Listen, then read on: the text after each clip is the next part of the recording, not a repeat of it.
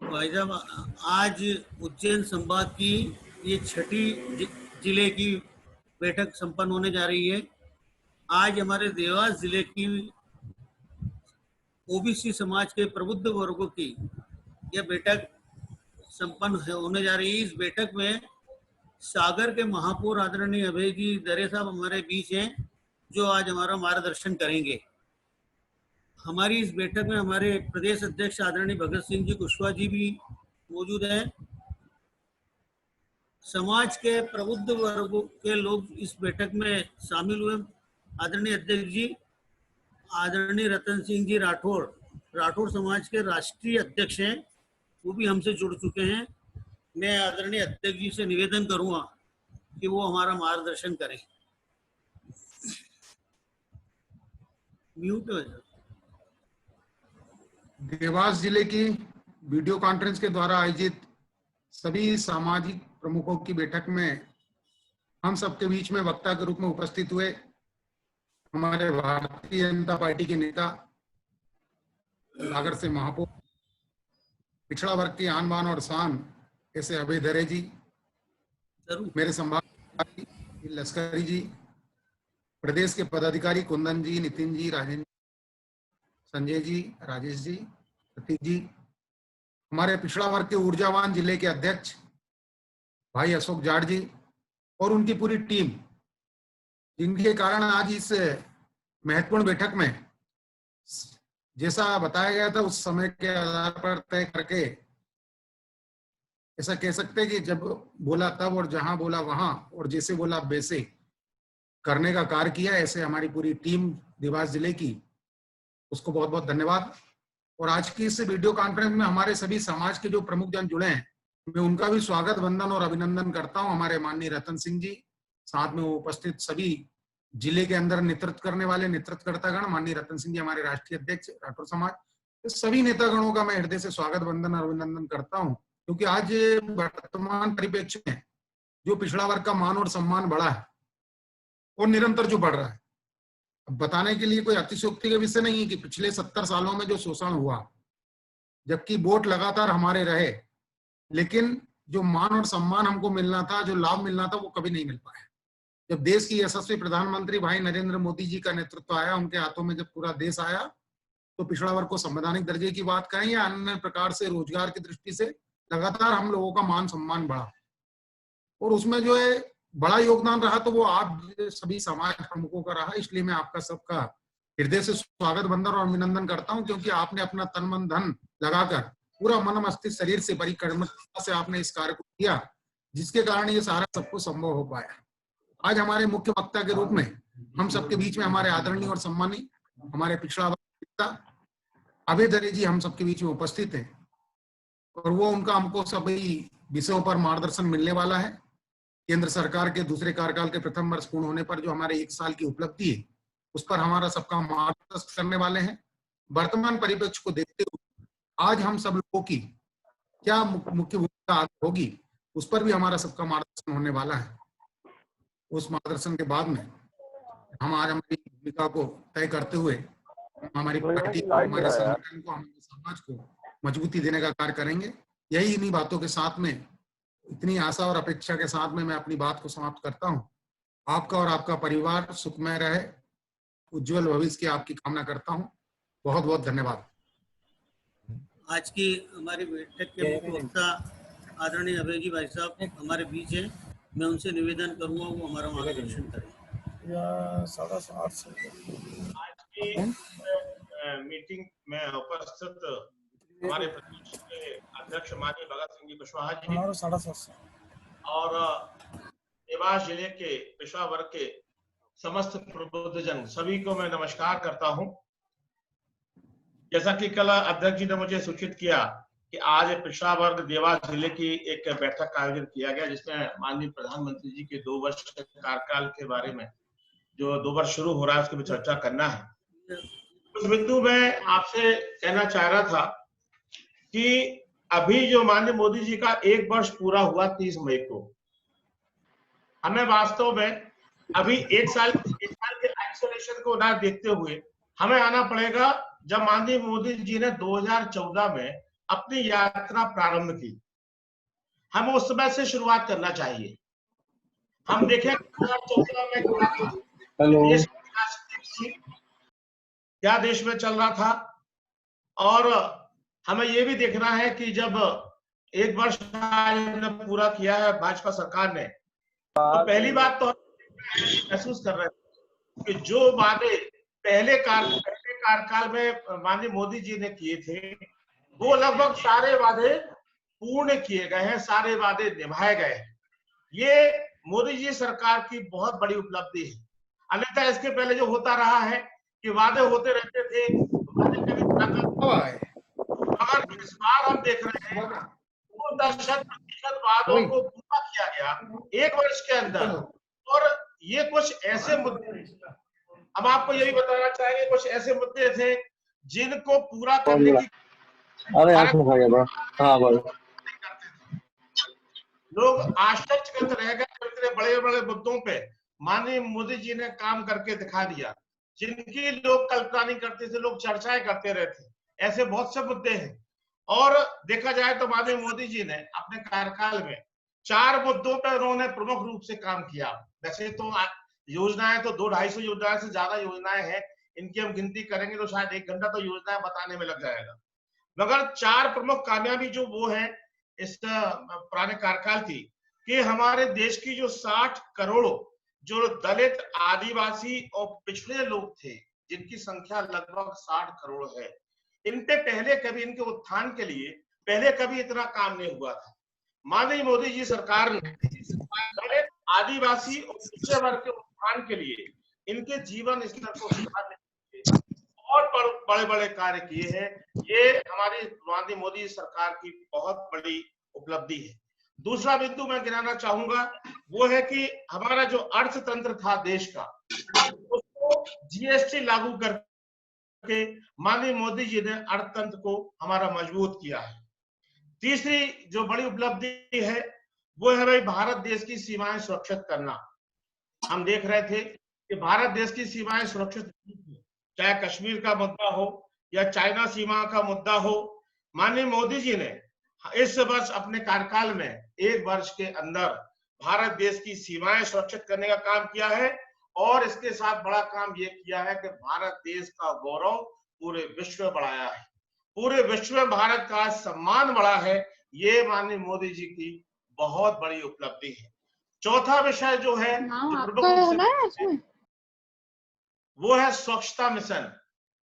2014 के पहले स्वच्छता के ऊपर किसी ने भी इतना बड़ा काम नहीं किया था जो माननीय मोदी जी ने करके दिखा दिया है। आज स्थिति ये है कि स्वच्छता को लेके हर व्यक्ति के मन में, हर व्यक्ति के स्वभाव में स्वच्छता को लेके परिवर्तन आ चुका है। स्वच्छता हमारे स्वभाव में शामिल हो गई है, ये माननीय मोदी जी ने हमें करके दिखाया है। तो 4 बिंदुओं पर प्रमुख रूप से पिछले कार्यकाल में काम हुआ है। और सबसे बड़ी बात यह है कि जो प्रथम कार्यकाल था 2014 के बाद, वो पूरे कार्यकाल के जो हमारी घोषणाएं हुई थी, जो बड़े बड़े वादे किए थे हमने, वो माननीय मोदी जी ने इस वर्ष अपने 1 साल के कार्यकाल में पूरे के पूरे वादे निभाए हैं। और वो ऐसे वादे जो लोग सुनते थे तो बड़ा कल्पना करते थे ये कैसे हो सकता है। जैसे राम मंदिर का मुद्दा देख लें आप, जो पिछले 50-60 साल से लंबित था, वो करके दिखा दिया। हमारा धारा 370 जो कितना बड़ा मुद्दा थी, जो पिछले लोग कल्पना करते थे कि धारा 370 कभी खत्म नहीं होगी, वो माननीय मोदी जी ने 1 वर्ष के कार्यकाल में करके दिखा दिया। ऐसे बहुत सारी योजनाएं थी। सबसे बड़ी बात है कि जो 60 करोड़ लोगों का जो जीवन स्तर सुधारा गया, उसमें हम चर्चा करना चाहते हैं। सबसे पहले आवास योजना को हम ले लें, हाउसिंग फॉर ऑल। माननीय मोदी जी ने एक योजना बनाई सभी के लिए, हाउसिंग फॉर ऑल। इसके तहत लगभग 3 करोड़ लोगों को पूरे देश में, गरीब लोगों के लिए मकान उपलब्ध कराए गए। बीएलसी योजना के अंतर्गत 2.5 लाख रुपए की राशि कच्चा मकान से पक्का मकान बनाने के लिए, ये बहुत बड़ी बात है। और ये कोई लोन नहीं था, ये अनुदान के रूप में दिया है। मुझे याद है कि जब पहली किस्त मैंने जनता को जारी करी तो लोग सोचते थे कि क्या ये लोन है, तो हमने बताया कि नहीं, हमारे प्रधानमंत्री ये लोन नहीं दिया है, ये अनुदान दिया है, आपको वापस नहीं करना है। तो लोगों को आश्चर्य होता था कि इतनी बड़ी राशि हमें माननीय प्रधानमंत्री जी ने घर बनाने के लिए दे दी, ये कभी भारत के इतिहास में कभी किसी ने कल्पना नहीं किया था। गरीब लोगों के लिए 2.5 लाख रुपए की राशि कच्चे मकान को पक्के मकान दी जाएगी। दूसरा, मकान बना के दे दिए। आज जो मकान गरीब लोग ने बना गए हैं प्रधानमंत्री आवास योजना के अंतर्गत, यदि हम देखें तो 8 से 10 लाख रुपए है, और वो गरीबों के लिए केवल 30,000 रुपए लोगों ने अंशदान दिया है, और लोगों को 8-10 लाख रुपए राशि का मकान दिया जाए। इसके अलावा जो मध्यम वर्ग के लोग हैं जिन्होंने LIG स्वयं के मकान बनाए हैं, उनको 2.5 लाख रुपए की छूट उनके हाउसिंग लोन में दी गई है, सब्सिडी दी गई है। तो हाउसिंग फॉर ऑल ये जो प्रोजेक्ट माननीय प्रधानमंत्री जी का था, इसने पूरी गरीब जनता की, आदिवासियों की, पिछड़े वर्ग की जीवन शैली बदल दी है। ये माननीय मोदी जी की इस देश के लिए बहुत बड़ी उपलब्धि है। इसका हम सभी को आभार मानना चाहिए। ये बहुत बड़ा काम उन्होंने करके दिया है, जो शायद किसी ने कभी कल्पना नहीं। 2.5 लाख रुपए की राशि दी गई। हमारे सागर में हम देखें, छोटा शहर है सागर, मगर हमने यहाँ पे 12,000 लोगों को 2.5 लाख रुपए दिए। हमने 9,000 मकान यहाँ पे बना के हमने दे दिए। छोटे शहर में जब ये हालत है तो महानगरों में तिजोरी खोल दी माननीय मोदी जी ने गरीब लोगों के लिए, पिछड़ा वर्ग के लिए, दलित आदिवासी के लिए। ये बहुत बड़ी उपलब्धि माननीय मोदी जी ने हमें गरीब लोगों के लिए करके दी है। पिछड़ा वर्ग के और दलित लोगों का जीवन पर्यंत माननीय मोदी जी का, भाजपा सरकार का आभारी होना चाहिए। और मैं आज आप सबसे ये भी निवेदन करना चाहता हूँ कि यह जो योजना माननीय मोदी जी ने हमें दी है, इसका प्रचार प्रसार हर गरीब जनता तक होना चाहिए। हमने ये भी देखा हुआ है कि जो हमारे विपक्षी पार्षद हैं, वो ये बोलते हैं कि साहब वो तो हम पैसा लेके आए 2.5 लाख रुपया। कुछ लोग बड़े मासूम होते हैं, उनको पता ही नहीं रहता कि 2.5 लाख रुपए की राशि ये भाजपा सरकार ने दी है। तो ये हमारा आपका दायित्व है कि हम बताएं कि ये भाजपा सरकार के माननीय प्रधानमंत्री जी ने ये 2.5 लाख रुपए की राशि गरीब जनता के लिए अनुदान के रूप में दी है। ये ऋण या लोन नहीं है। ये बहुत बड़ी योजना है जिसका प्रचार प्रसार हमारे सामान्य सदस्य सब लोग सुन रहे हैं। इसका प्रचार प्रसार हर व्यक्ति के घर तक, हर व्यक्ति के परिवार तक अवश्य रूप से होना चाहिए, ताकि लोगों को समझ में आ सके कि हमारे प्रधानमंत्री जी ने कितना बड़ा काम किया। दूसरा काम किया है, अब आप देखिए कि हमारे पहले देश में शौचालय नहीं थे, लोग खुले में शौच जाते थे। क्या कितनी आज यदि बाहर के लोग जब भ्रमण इंडिया आते थे तो हंसते थे कि यहाँ पे मैदान में लोग शौच करने जाते हैं। कितनी विभत्स स्थिति हुआ करती थी। माननीय प्रधानमंत्री जी ने 9 करोड़ शौचालय का निर्माण पूरे भारत देश में 2 वर्ष के अंदर करके दिखा दिया। आज हर घर में शौचालय का निर्माण है। शौचालय का निर्माण भारत सरकार के अनुदान से हुआ। ये कोई छोटी मोटी बात नहीं है। जहां घर की महिलाएं, बहू बेटियां शौच के लिए बाहर जाती थी, उनको असुरक्षा होती थी और कहीं ना कहीं शर्म से नीचा भी देखना पड़ता था, आज उनके घर में शौचालय बने हैं। ये हमारे सरकार की, माननीय मोदी जी की बहुत बड़ी उपलब्धि है जो उन्होंने इतना काम करके दिखा है। आज स्वच्छता का दायरा जो पहले 2014 में 40% था, आज बढ़ के 98% हो गया। 98% हमने अपने शहर स्वच्छ हमने किए हैं। और इस बारे में हम धन्यवाद देना चाहते हैं हमारे मुख्यमंत्री माननीय शिवराज जी चौहान जी को, कि जिन्होंने स्वच्छता के विषय में मध्य प्रदेश को अच्छा गौरव प्रदान किया। आप देख रहे हैं कि पिछले 4 साल से हमारे प्रदेश में इंदौर स्वच्छता में नंबर 1 बन के आ रहा है। ये कोई छोटा मोटा कदम बात नहीं है। पूरे देश में जहां पहले मैसूर और चंडीगढ़ स्वच्छता में आगे होते थे, आज हम 4 वर्षों से इंदौर शहर स्वच्छता में नंबर 1 है, भोपाल नंबर 2 है, बाकी सारे शहर हमारे आ रहे हैं। तो ये मध्य प्रदेश भी स्वच्छता में बहुत आगे बढ़ा। ये माननीय मुख्यमंत्री शिवराज जी चौहान का मैं आभार व्यक्त करता हूँ। प्रधानमंत्री जी ने ये हमारा प्रोजेक्ट हमें दिया हुआ। कुल मिला के शौचालय का निर्माण हुआ, स्वच्छता में हम आगे आए। ये मोदी सरकार जी की बहुत बड़ी उपलब्धि हम जनता को प्राप्त हुई है। उज्ज्वला योजना से हम देखें कि जहां पे हमारे गांव की या शहर की गरीब महिलाएं धुएं में खाना पकाती थी, भोजन पकाती थी, उनके आंख खराब हो जाती थी, उनके फेफड़े खराब हो जाते थे धुएं में। तो आप बताइए कि 6 करोड़ से ज्यादा गैस कनेक्शन उज्ज्वला योजना के अंतर्गत माननीय प्रधानमंत्री जी ने गरीब परिवारों के लिए आवंटित किए हैं। ये भी बहुत बड़ी उपलब्धि है और इस उपलब्धि को भी हमें आम जनता तक हमें बताना होगा। ये छोटा मोटा विषय नहीं है। मैं बार बार कहता हूं कि ये उपलब्धियां माननीय प्रधानमंत्री जी दी है। कुछ विपक्ष के लोग इस उपलब्धियों को स्वयं का बताने लगते हैं। तो हमें उन गरीब जनता को बताना होगा, ये भारतीय जनता पार्टी के माननीय प्रधानमंत्री जी की ये उपलब्धियां हैं जो गरीब जनता को उन्होंने दी है। आज हम मेडिकल क्षेत्र में हम देखें, जन आरोग्य अभियान के अंतर्गत 5 लाख रुपए प्रति परिवार को राशि इलाज के लिए दी जा रही है। ये कोई छोटी मोटी बात नहीं है। 5 लाख की राशि लगभग 10 करोड़ परिवारों में राशि आवंटित हो गई। 10 करोड़ परिवार लाभान्वित से हो चुके हैं। हम बैंक अकाउंट की बात करें, 2014 के पहले गरीब लोगों के बैंकों में खाते नहीं हुआ करते थे। सरकारी योजनाएं जो दिल्ली से चलती थी कांग्रेस सरकार के समय में, वो गरीब जनता के गरीब लोगों के खाते में पहुंचते नहीं थे। वो पैसे बीच में ही कहीं गायब हो जाते थे। जब उन गरीब लोगों के खाते बैंक में खुल गए तो पूरा का पूरी राशि उन गरीब लोगों के खाते में आज जा रही है। ये सरकार की, माननीय मोदी सरकार की बहुत बड़ी उपलब्धि है। बीच में पैसा का लीक होना बंद हो गया। जो जमाने भर के लोग बीच में लीक करते थे पैसा, आज 100% पैसा जो दिल्ली से चलता है वो भोपाल के थ्रू 100% पैसा गरीब लोगों के परिवार के उनके खाते में जा रहा है। तो जनधन खाते जो आज खोले गए हैं, ये आज उससे कितनी योजनाओं का लाभ परिवारों को मिल गया। आज जनधन खाता यदि आपका है, अभी देखिए आप कोरोना का अभी विषय चल रहा है, कोरोना में सरकार ने मजदूरों के लिए पैसा दिया, उनके खाते में डाल दिया, 4-4 हजार रुपए मजदूरों के खाते में डाले। यदि जनधन अकाउंट ना खोले गए होते तो इस लॉकडाउन में 2.5-3 महीने की समय अवधि में गरीब मजदूरों को पैसा कहां से मिलता। ये बीच के लोग गड़बड़ कर देते। आज उनके खाते थे, इसलिए कोरोना लॉकडाउन के समय भी वो पैसा उन गरीबों के खाते में पहुंच गया। तो माननीय प्रधानमंत्री जी की दूरदर्शिता की कितनी तारीफ की जाए वो कम है। कितनी योजनाएं, आज वो रोजगार के लिए लोन लेते हैं, बैंक जाते हैं, मगर उनका खाता नहीं होता था, उनको ऋण नहीं मिलता था।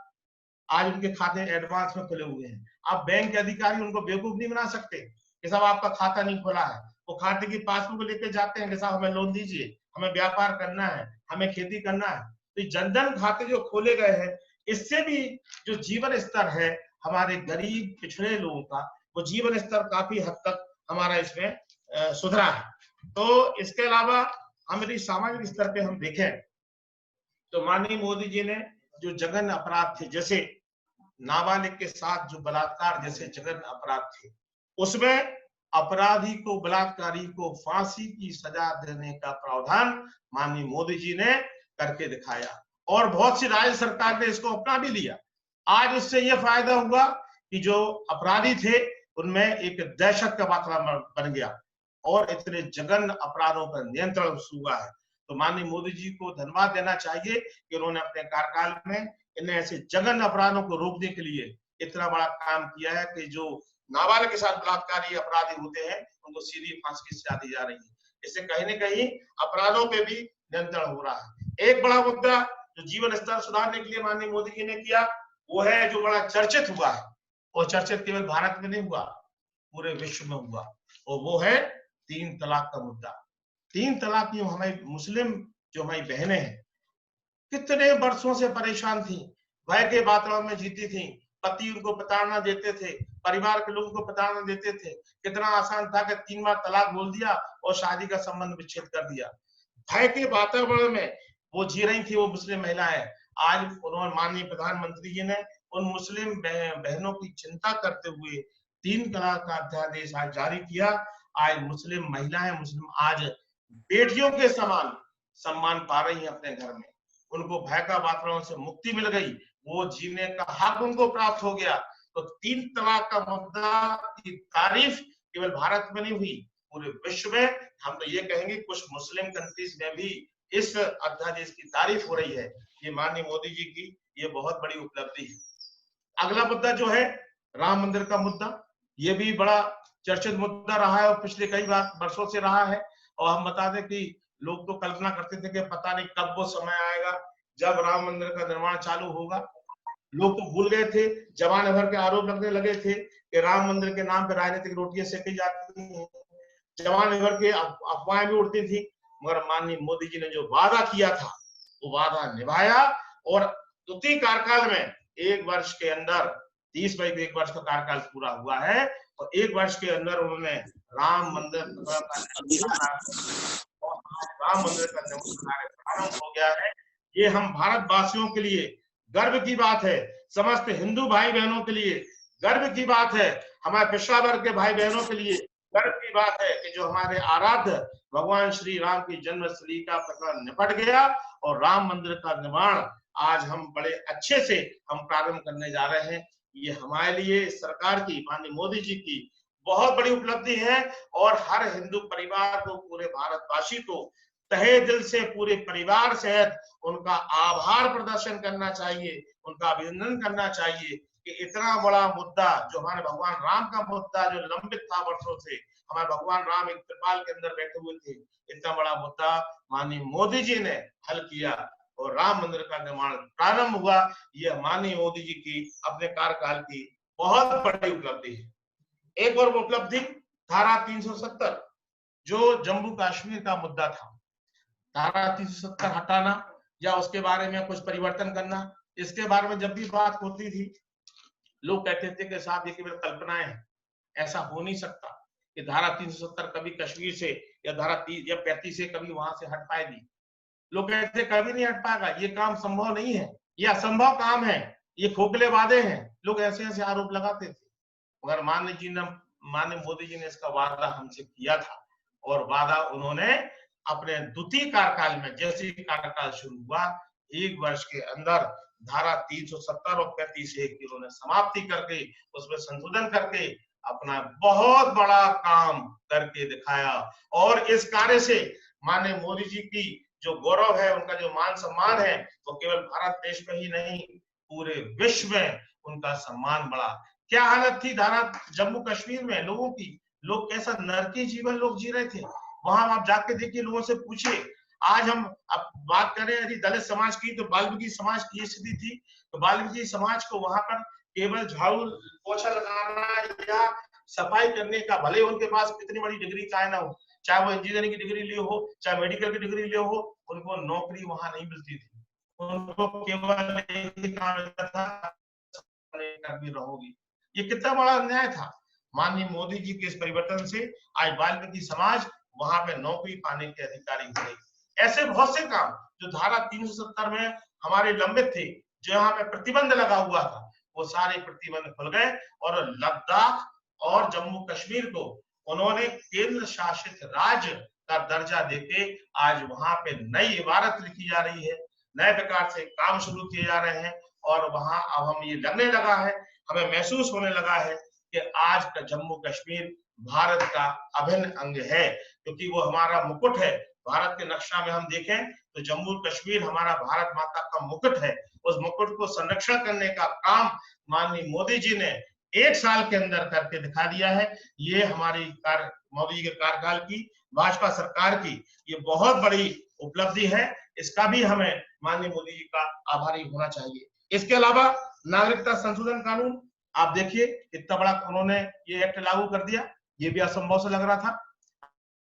आज कितने घुसपैठिए जो बिना नागरिकता लिए भारतवर्ष में बैठे हुए थे, घुसपैठ कर रहे थे, चाहे पश्चिम बंगाल से हो, चाहे पाकिस्तान से हो, कहीं चाहे और कोई देशों से हो, उन्होंने नागरिकता संशोधन कानून लागू करके घुसपैठियों को भारत में आने से उन्होंने रोका और एक नियम बना दिया, उस नियम के अनुसार वो आ सकते हैं, वो नागरिकता उनको लेना पड़ेगी। तो उन्होंने कुछ ऐसे काम करके दिखाए हैं। वास्तव में इन कामों को यदि 6 साल पहले 2014 के पहले यदि कोई बोलता तो लोग विश्वास नहीं करते कि ये काम भी कभी हो सकते हैं क्या, कभी संभव था क्या। जो हमने 4-5 मुद्दे आपको गिनाए हैं ये कभी संभव थे नहीं और आज मोदी जी ने वो काम करके हमें दिखाए हैं। आप भारत की हम सीमाओं सुरक्षा की हम बात कर लें, आप जैसे ही आपका पुलवामा में आपका कांड हुआ था, माननीय मोदी जी ने एयर स्ट्राइक की, सर्जिकल स्ट्राइक करके दिखा दिया। जब हम आप सो रहे थे तब रातों रात माननीय मोदी जी ने पाकिस्तान पे आक्रमण करके और अपना बदला लिया, सर्जिकल स्ट्राइक की, एयर स्ट्राइक की और पूरे विश्व को दिखा दिया कि हम सैन्य शक्ति मेरे पास क्या है, भारत देश के पास सैन्य शक्ति कितनी बड़ी है, ये भी पूरे विश्व को दिखा दिया। इतनी बड़ी शक्ति का परिचय विश्व को दिखाया। उस सर्जिकल स्ट्राइक से भारत देश का सम्मान पूरे विश्व में बढ़ा। पूरे विश्व में लोगों ने जान लिया कि भारत देश भी अब सैन्य बल में कहीं से कोई कमजोर नहीं है। तो माननीय मोदी जी का इस प्रकरण के बाद इतना सम्मान हुआ है। अभी आप देखिए माननीय मोदी जब अमेरिका गए तो वहां पे 50,000 दर्शक स्टेडियम में थे, 50,000 माननीय ट्रंप अमेरिका के राष्ट्रपति जी डोनाल्ड ट्रंप उनके साथ में थे।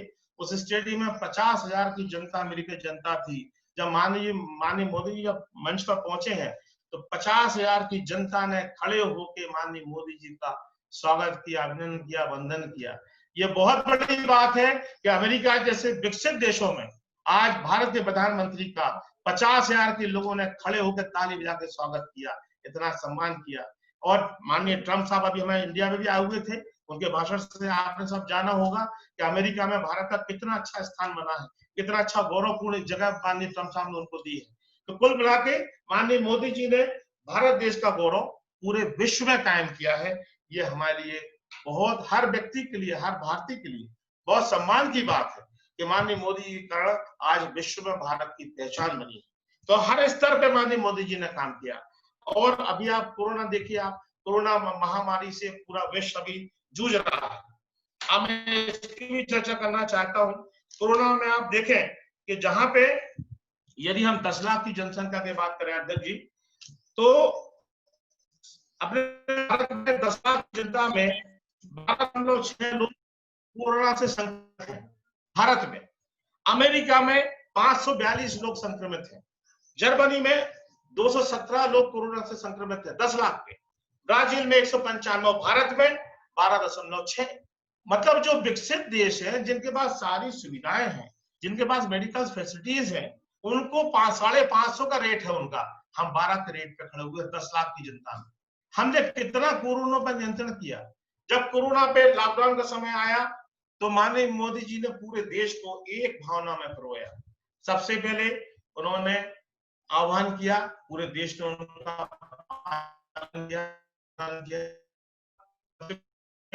ताली बजा के कोरोना फाइटर्स है, हमारे डॉक्टर की टीम है, पुलिस की टीम है, नगर निगम नगर पालिका की टीम है, या जो लोग भी कोरोना से बचने के लिए काम कर रहे हैं, उनके सम्मान के लिए हर घर से थाली बजवाई। ये एक्चुअली सम्मान था कोरोना फाइटर्स के लिए, जो कोरोना से युद्ध कर रहे हैं, जो कोरोना से लड़ाई लड़ रहे हैं, उनको प्रोत्साहन देने के लिए, उनको सम्मान देने के लिए हम आपसे उन्होंने निवेदन किया। हमने आपने देखा कि पूरे भारत देश में हर घर का व्यक्ति ने अपने छत पे खड़े होके, बालकनी पे खड़े होके, अपने मुख्य द्वार पे खड़े होके ताली बजाई है या थाली बजाई है। ये देखिए कि माननीय प्रधानमंत्री जी ने एक आह्वान किया और भारत की 130 करोड़ जनता ने पूरा शब्द सह उनका पालन किया। ये बहुत बड़ी बात है। ये ऐसा पालन क्यों किया? क्योंकि माननीय प्रधानमंत्री जी का हर व्यक्ति के दिल में स्थान बन चुका है, एक विश्वास जग चुका है। इसी विश्वास के कारण उन्होंने एक आह्वान किया, उन्होंने दूसरा आह्वान किया कि हमें लाइट ऑफ करके और दीपक जलाना है। आप देखिए, छोटे से लेकर बड़ा आदमी तक सबने उस दिन अपने घर की लाइटें बंद की और दीपक जलाए। ये सब क्या है? माननीय प्रधानमंत्री जी जो हमें करके दिखाया है, वो सब दिल में, लोगों के दिल में स्थान बन गया है, विश्वास बन गया है, और इसी कारण हर बात को लोग मानने लगे हैं। माननीय प्रधानमंत्री जी ने अपने 1 साल के कार्यकाल में ऐसे ऐसे काम किए हैं जो अभी तक कोई नहीं कर पाया। कोरोना की लड़ाई में भी हम देख रहे हैं कि अभी जो विकसित देश में कोरोना इतना बड़े रूप में फैल गया, मगर भारत अभी, हम बहुत अभी बचे हुए हैं। अन्य विकसित देशों से हम काफी सुरक्षित हैं। तो कोरोना में माननीय प्रधानमंत्री जी ने बहुत अच्छा काम किया है, और आप सबके सहयोग से, जनता के सहयोग से, सामाजिक संगठन के सहयोग से, अभी आप देखिए मजदूर जो अभी बेचारे पैदल चले, उनके खातों में, जनधन खातों में 4-4 हजार की राशि माननीय प्रधानमंत्री जी ने दी। प्रदेश सरकारों को राशि दी, प्रदेश सरकार के माध्यम से वो राशि गरीबों, मजदूरों के खाते में पहुंची। तो ये सब क्या है? माननीय प्रधानमंत्री जी मजदूरों को भी चिंता कर रहे हैं। उन्होंने हर लेवल पे, हर स्तर पे चिंता की है, जीवन स्तर अच्छा हो। मेक इन इंडिया, अब आप देखिए, लोगों को उद्योग क्रांति लाने के लिए मेक इन इंडिया, लोगों को बढ़ावा देने के लिए, प्रोडक्शन बढ़ाने के लिए उन्होंने काम किया, ताकि हम अपने देश में ही वस्तुओं का निर्माण करें और देश में ही हम वस्तु बेचें। आत्मनिर्भर भारत, उन्होंने फिर कहा कोरोना के बाद कि हमें अपना आत्मनिर्भर बनना है, हमें अपना स्वयं प्रोडक्शन हमें स्वयं करना है। हमें अपने ही शहर में, अपने जिले में, अपने संभाग में, अपने प्रदेश में हम यही प्रोडक्शन करेंगे, यही मजदूरों को रोजगार देंगे और हम आत्मनिर्भर बनेंगे। आत्मनिर्भर बनने की दिशा में उन्होंने बहुत अच्छा काम किया। कितनी योजनाएं उन्होंने खोल दी कोरोना के लॉकडाउन के बाद में। बैंक से जमाने भर की योजनाएं उन्होंने खोल दी। ये योजनाएं आप ऋण ले जाइए, अपना व्यापार शुरू करिए। तो लॉकडाउन खोलने की दिशा में भी बहुत अच्छा काम माननीय प्रधानमंत्री जी कर रहे हैं और हमें उम्मीद है कि आने वाले समय में हम कोरोना से हम जीतेंगे और पुनः सामान्य जो हमारी दिनचर्या है वो दिनचर्या को हम वापस हम ला सकेंगे।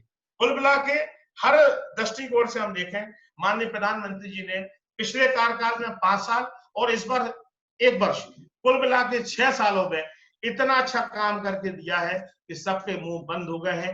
विपक्ष के पास कोई मुद्दा नहीं रहा। अब आप देखिए, आप इस बार चुनाव में 350 से ज्यादा सीटें जीत के हम भारतीय जनता पार्टी माननीय मोदी जी के नेतृत्व में आई और कांग्रेस के पास केवल 52 सीटें थी। आप देखिए कि जनता ने कितना बड़ा समर्थन माननीय प्रधानमंत्री जी को दिया। जनता के हृदय में माननीय प्रधानमंत्री का विश्वास बैठ चुका है, जम चुका है। विपक्ष के पास कोई मुद्दा बचा नहीं है।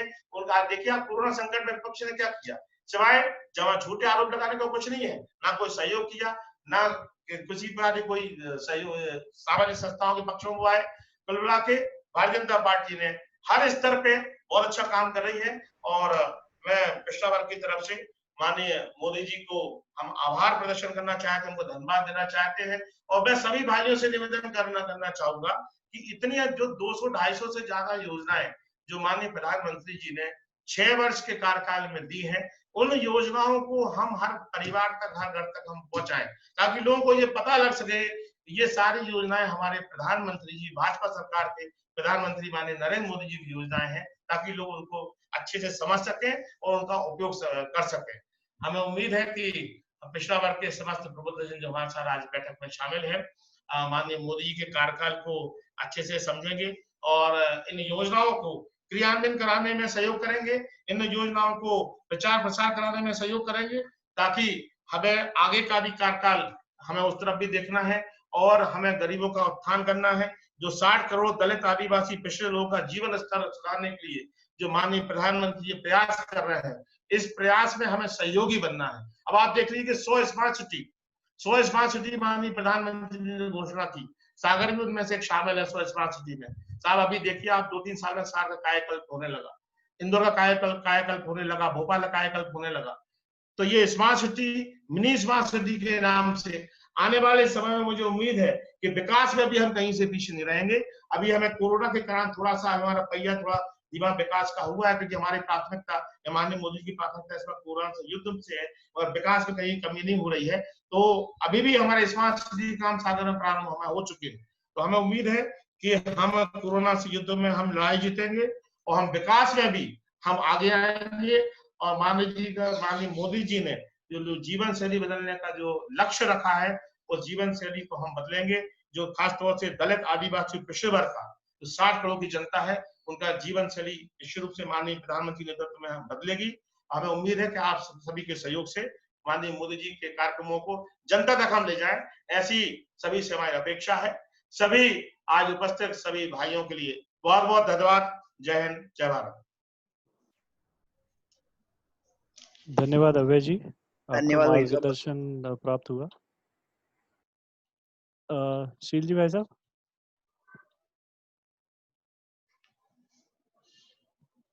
शील जी भाई साहब आपका म्यूट है माइक।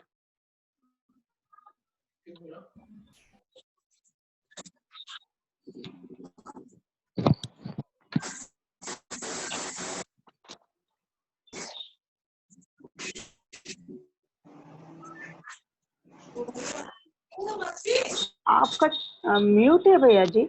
शील जी भाई साहब,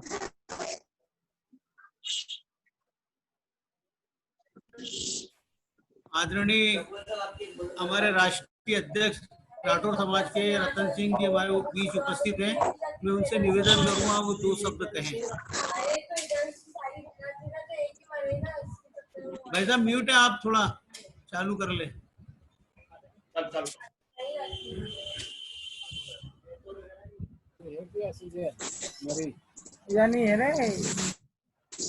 बाकी सभी लोगों से अनुरोध है कि वो अपना माइक को म्यूट रखें।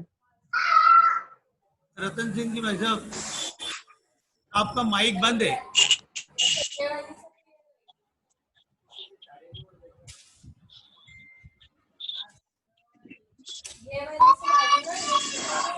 अशोक जी, रतन जी किस आईडी से जुड़े हुए भाई साहब? हाँ, रतन सिंह जी बोले भाई साहब। हेलो जी भाई साहब, हेलो, जी आ रही आवाज, आ रही भाई साहब आपकी। आ रही है ना? जी हाँ, ये पीछे से जिसके भी शोर आ रहा है प्लीज अपना माइक म्यूट करें।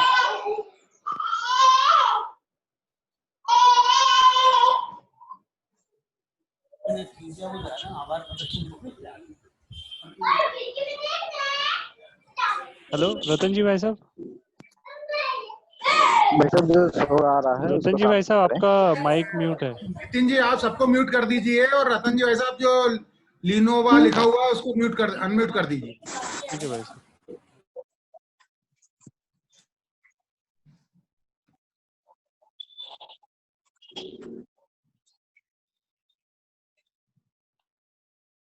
हेलो रतन जी भाई साहब।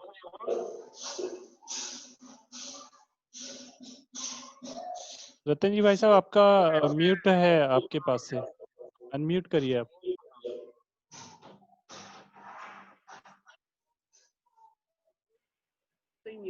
जी अभी आ रही आवाज है। जी जी अब आ रही है? जी आ रही आवाज। जी भाई साहब। आज के हमारे प्रमुख नेता सागर के श्री अभय जी, हमारी युवा शक्ति के प्रतीक मां पीताम्बरा के भक्त आदरणीय भगत सिंह जी, हमारे प्रदेश अध्यक्ष अशोक जी जाट साहब, जिनके सानिध्य से आज मुझे आप लोगों से रूबरू होने का तो अवसर मिला। शील कुमार जी लश्करी, जो मेरे पुराने मित्र हैं, जब मैं पुलिस विभाग की नौकरी में हुआ करता था तब वो वकालत करते थे। आज बड़ा प्रसन्नता का दिन है। साथ ही जिस प्रकार अभय जी ने हमारा मार्गदर्शन किया है, इसको हम अपने समाज में, समग्र हिंदू समाज में और अन्य समाजों में भी इसको अग्रसर करने का प्रयास करेंगे। अभी आप सब लोगों को मैं इंदौर का हूँ, वैसे तो राष्ट्र का हूँ पर इंदौर का हूँ। अशोक जी ने देवास में मुझे जोड़ दिया, मुझे बड़ी प्रसन्नता है। अभय जी ने जो स्वच्छता का बताया, तो मैं बड़ा सौभाग्यशाली हूँ कि चौथी बार पुनः इंदौर नंबर 1 पर आने की पोजीशन में है। भोपाल है, उज्जैन भी उसमें टॉप 10 में है। उन्होंने जितनी भी बातें बताई हैं बड़ी आदर्शवादी बातें हैं और देश का सौभाग्य है। और हमें लगता है कि अब हर चीज मुमकिन है, कि मोदी जी है तो सब मुमकिन है। हम बड़ा फख्र करते हैं हमारे ऐसे राष्ट्र नेता, विश्व नेता, जिन्होंने देख लगा कि यार कम सुविधा के बावजूद भी कोरोना से पुनः राष्ट्र को बचाने का प्रयास किया है। अभी मैं कुछ दिनों से टीवी से जुड़ा हुआ हूँ, देख रहा हूँ, चीन की आंख में आंख डालकर अगर किसी प्रधानमंत्री के कार्यकाल में भारतीयों ने कोई मुकाबला किया है तो वो सिर्फ नरेंद्र जी मोदी हैं। हम पूरी तरह से, पूरी ताकत के साथ, अगर हम राष्ट्रभक्त हैं तो हमें अपने मोदी जी के साथ चलना होगा, मोदी जी के बताए रास्तों पर चलना होगा। अभय जी इतना विस्तृत रूप से बता चुके हैं कि उन बातों को रिपीट करने से कोई फायदा नहीं है। पर धारा 370, 3 तलाक, राम मंदिर, जो मुद्दे इस जीवन में हम चाहते थे कि शायद नहीं निपटेंगे, हमें लगता था कि ये नहीं निपटेंगे, परंतु हर मुद्दे को किस प्यार से उन्होंने निपटाया है, उसके लिए संपूर्ण राष्ट्र को माननीय मोदी जी और भारतीय जनता पार्टी का कृतज्ञ होना चाहिए। हम आत्मनिर्भरता की ओर बढ़े। जो भी राष्ट्र हित में हमारे राष्ट्र नेता ने बताया है, मैं अपने पुलिस विभाग की नौकरी में ये कहा करता था कि सबसे अच्छा डिफेंस होता है अटैक।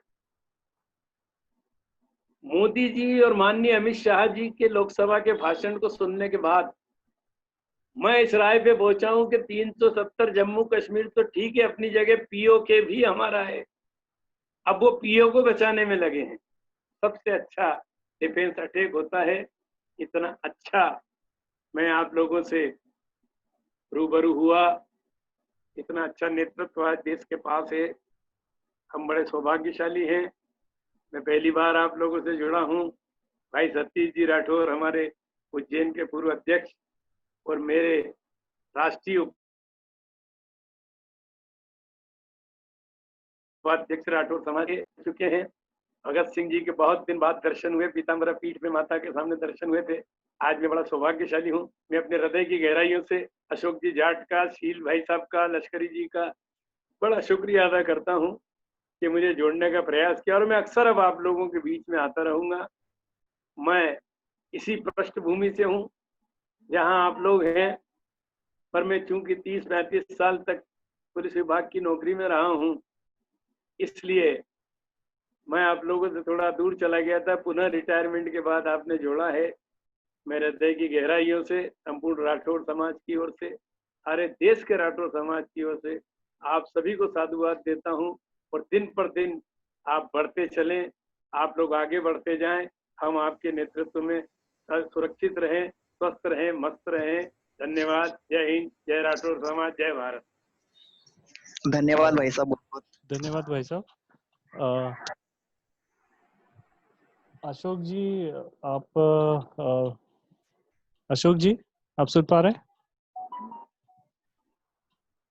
अशोक जी, अशोक जी भाई साहब,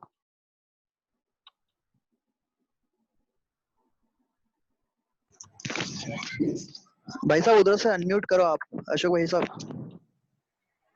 अशोक भाई साहब का माइक चालू करो भाई। हाँ जी, अशोक जी भाई साहब, हेलो। हाँ जी, अशोक आपकी आवाज नहीं आ रही भाई साहब, म्यूट है आपके पास से।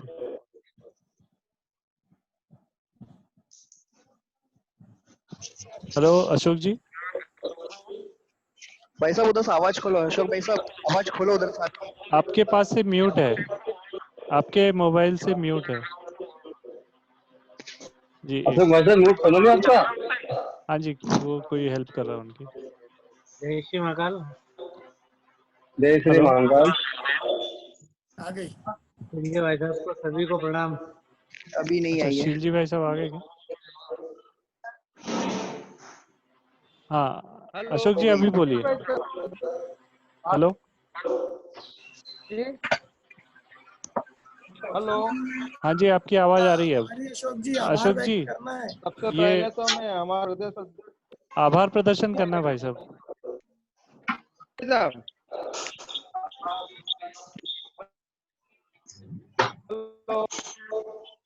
राजेंद्र चौकसी जी, जय श्री राम भाई साहब।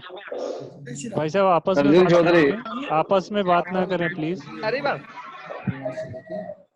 अशोक जी आपकी आवाज नहीं आ रही। आप किसी से बोल दो उसमें जूम डाउनलोड कर लो। मैंने कर दिया इधर से। किसी से बात करिए, बता हेलो। म्यूट तो काटो अशोक जी, म्यूट चालू करो ना आपका। जी पाटीदार, हाँ आ रही है भाई साहब। पाटीदार समाज के जिलाध्यक्ष हैं, आ रही आ रही आ रही। कृपया उनसे भी बात करें। बहुत प्रदेश अध्यक्ष। Hello hello. हाँ जी हाँ बोलिए आ रही है अशोक जी। आवाज। अशोक भाई साहब आवाज आ रही है आपकी, बोलिए। करवा रहे भाई साहब। डाउनलोड करोगे तो ही वो लिंक हेलो हेलो हो जाएगी। डाउनलोड करना पड़ेगा। हेलो। आवाज आपकी, आप बोले। भाई साहब बोलिए बोलिए। जैसे आप क्लिक करोगे टोटल हो जाएगा। जी। हेलो। आवाज भाई साहब आपकी आवाज हाँ आ रही है, आपको सुन पा रहे हैं, आप आभार प्रदर्शन कर दीजिए सारे अतिथि लोगों ठीक है, का। बोलता हूँ। जी जी जी भाई, सबसे पहले मैं भगत सिंह जी भाई साहब का बहुत बहुत धन्यवाद। आज पूरे समाज के सभी पिछड़ी जाति के समाज के वरिष्ठ पदाधिकारियों का आज इस वीडियो कॉन्फ्रेंस में के माध्यम से हमें यहाँ पर सभी को एक दूसरे को मिलने का अवसर दिया। मैं हमारे राठौर समाज का भी, सिंह जी का भी बहुत, राठौर जी का भी बहुत बहुत करता हूँ, राष्ट्रीय अध्यक्ष का, जो यहाँ पर आज हमारे यहाँ पर उपलब्ध हुए। पाटीदार समाज से भी हमारे सोनू पाटीदार, मुकेश पाटीदार और भारतीय जनता पार्टी के जिला अध्यक्ष समाज के जिला अध्यक्ष वो भी उपस्थित हुए, बबलू पाटीदार, उनका भी बहुत बहुत स्वागत। सोनी समाज से राजू सोनी वो यहाँ पर उपस्थित हुए, उनका भी बहुत बहुत। साहू समाज से भी उपस्थित हुए, उनका भी बहुत बहुत स्वागत। और इस वीडियो कॉन्फ्रेंस के माध्यम से समाज की प्रमुख वीडियो कॉन्फ्रेंस की बैठक संचालित कर रहे हैं ऐसे हमारे राजेंद्र जी चौकसे जी, कुंदन जी सोनी जी, नितिन जी नामदेव जी, अमित जी चौधरी जी, प्रतीक जी दामोदर जी, संजू जी सोनी जी, राजेश पाल जी, सभी का देवास जिला विधानसभा व देवास जिले के पदाधिकारी होने के नाते में माध्यम से बहुत बहुत आभार करता हूं। आप सभी इस वीडियो कॉन्फ्रेंस में पधारे, हमारे को भारतीय जनता पार्टी पिछड़ा वर्ग मोर्चा के इस कार्य को और गति बढ़ाने में हमें अवसर दें। हम बहुत बहुत आपके अभिलाषी हैं, बहुत बहुत स्वागत करते हैं, वंदन करते हैं, अभिनंदन करते हैं। आपका हमारा पिछड़ा वर्ग मोर्चा में बहुत बहुत स्वागत है। जय हिंद, जय भारत। धन्यवाद जय अशोक। हिंद, जय भारत भाई साहब। सभी को जय श्री राम। जय श्री राम भाई साहब, जय श्री राम। जय श्री राम भाई साहब। सभी जय राम भाई साहब। हमारे जय श्री यादव जी राम भी भाई मिले, साहब। डॉक्टर साहब वो भी यहाँ जय पर श्री राम भाई साहब।